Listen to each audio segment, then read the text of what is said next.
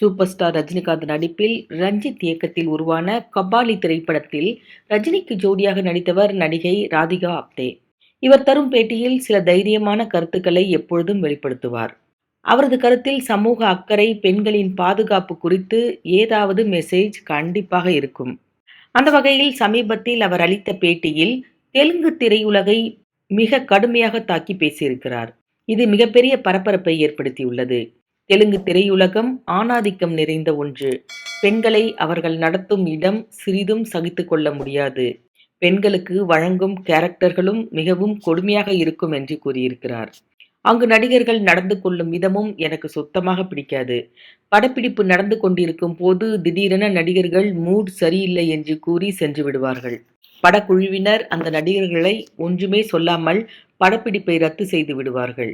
நான் தெலுங்கு படங்களில் நடிக்கும்போது மிகவும் கஷ்டப்பட்டேன். அதற்கு பிறகு ஒரு கட்டத்தில் தெலுங்கு படங்களில் நடிப்பதை நிறுத்திவிட்டேன் என்றும் அவர் தனது பேட்டியில் சொல்லியிருக்கிறார்.